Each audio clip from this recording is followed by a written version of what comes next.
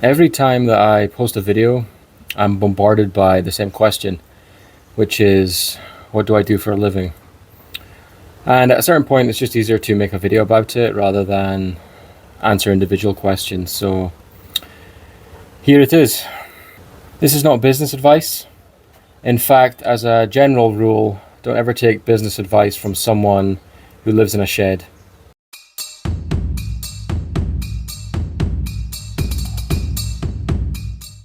So I started my company 13 years ago, and in a nutshell, I manufacture products in China and I sell them in the UK.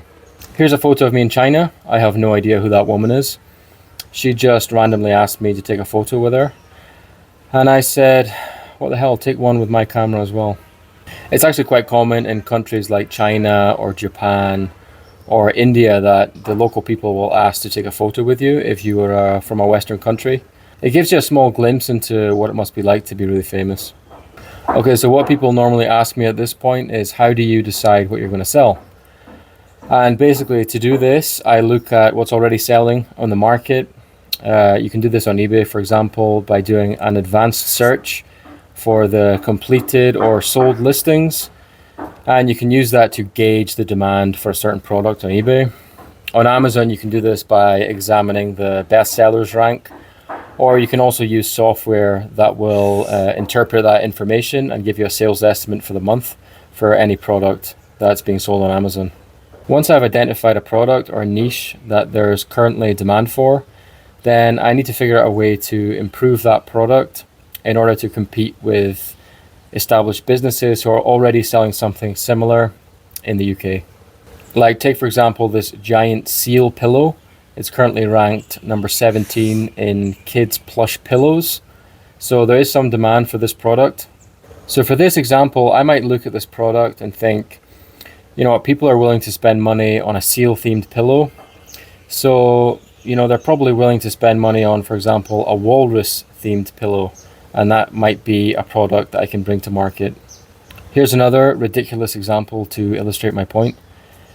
If people are willing to spend money on chicken feet socks, then there's a good chance they'll also be willing to spend their money on turkey feet socks or dinosaur feet socks or something like that. So here's another idea of a product that could potentially be brought to market to steal some of the market share from people selling chicken feet socks. Anyway, you get the idea. It's not rocket science. It just involves a lot of time, a lot of market research, and a certain degree of financial risk. What people normally ask me at this point is, okay, you've got the idea, how do you find the factory to manufacture it? As I said already, I manufacture my products in China. Other countries are available, but it's still number one in terms of manufacturing. And basically every factory in China is currently listed on Alibaba.com. And if you're nervous about sending money abroad, you can also send money via the Alibaba website. Typically, these factories will ask for a minimum quantity for your first order. Typically, that's 500 pieces for a custom design and something that isn't off the shelf, so to speak. What I basically do is to search for a factory that's already selling something similar. And odds are they're going to agree to make your product because they already have the manufacturing in place in order to make those kinds of products. For example, here's a factory that already make those seal pillows.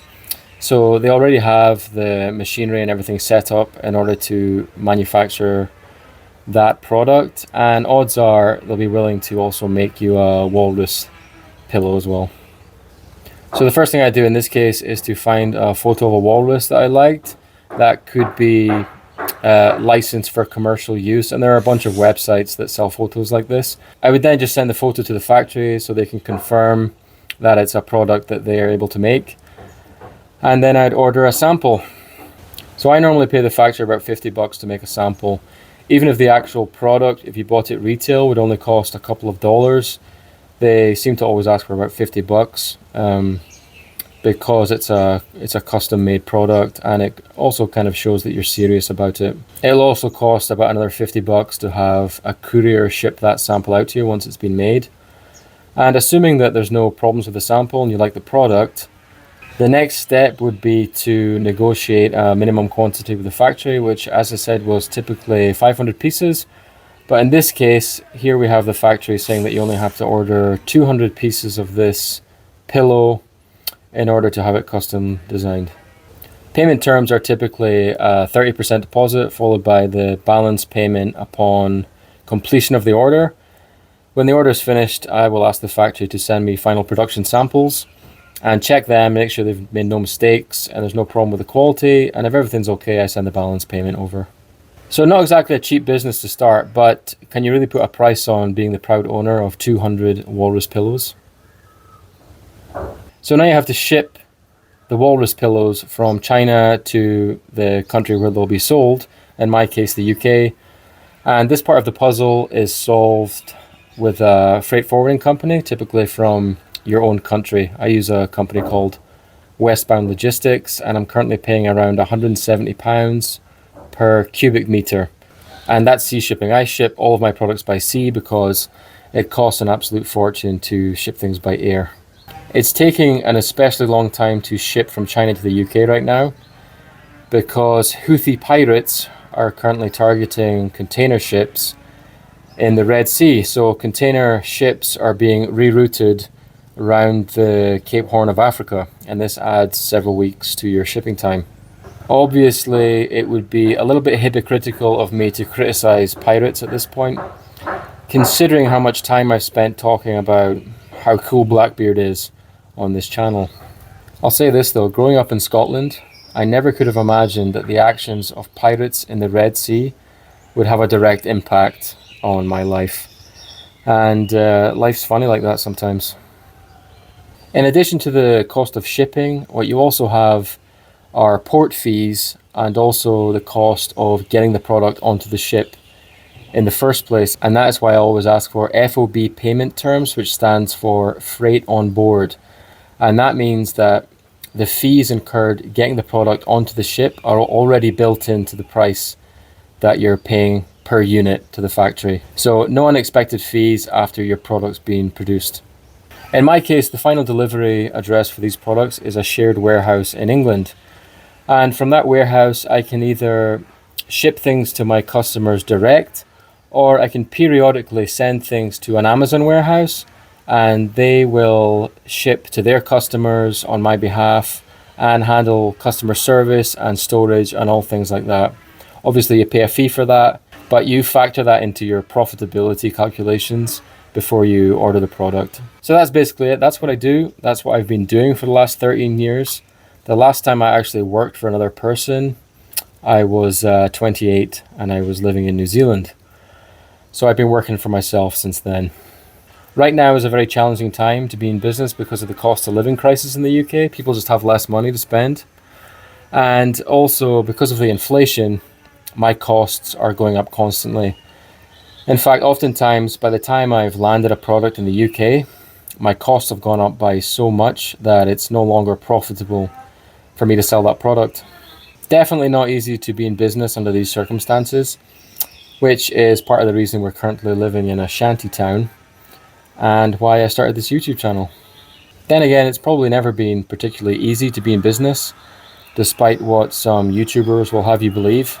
A lot of YouTubers make the lifestyle seem very glamorous, but I can tell you from personal experience that it's not always sunshine and rainbows. First off, you miss a lot. Weddings, funerals, and whatever it is that your friends and family are up to back home. You instead make memories with strangers, most of whom you'll never see again. I can't talk about large parts of my life with anyone these days because they weren't there and they won't understand. You tend to have the same conversations over and over again. Where are you from? Where have you been?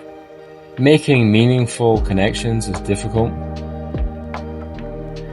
And as the years pass by, it becomes increasingly difficult to find common ground with regular people in your own country. Your frame of reference is so different that you end up feeling like a fish out of water, even though you're in your own country. You get so used to the cheap cost of living that you lose touch with the reality to a certain extent. The idea of doing your own laundry becomes an unspeakable horror. Paying £10 to see a movie feels like daylight robbery. And every day is Saturday, which means that every night is Saturday night, and you can imagine the problems that causes. In time, things that seemed amazing when you first saw them, for example, the beach, just becomes normal and an everyday part of your life, and the novelty soon wears off. You also realize that you're the same person you were in your own country. Wherever you go, there you are, as they say. The cultural differences and the language barrier can definitely start to wear you down after a while.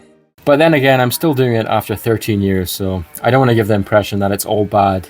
It's just, it's not like you're going to spend the rest of your life on holiday. So the question is, should you start your own business and move to Asia? Well, as I said at the start of the video, I'm in no position to give anyone advice. I live in squalor, and most of the time I'm covered in flies. A lot of the things that I say could just as easily be found written in shit, smeared on the wall of a mental hospital or a prison. I started a business out of necessity because I have a problem working with other people, and an even bigger problem being told what to do. So it was either this or a career criminal, which is honestly something that I'll probably still pursue if my business goes bankrupt. Imagine how surreal it would be to be woken up in the middle of the night by the sound of me in your house, rummaging through your things. You turn the lights on and immediately recognize me from this video. You're more confused than worried at this point because I seem so familiar to you, like an old stain. You can't imagine that a YouTuber would ever break into your house. Surely there must be some mistake. I use the element of surprise to my advantage, and I hit you over the head with the same crowbar that I used to pry open your living room window, and I make my escape, vanishing quite literally like a thief in the night. I'm halfway down the street and almost home free when I remember the first rule of being a career criminal. No witnesses. I wonder out loud if I can afford to lose another subscriber. I have so precious few. In the end, I decide that given the circumstances, you're probably going to unsubscribe anyway, so I turn around and head back to your house.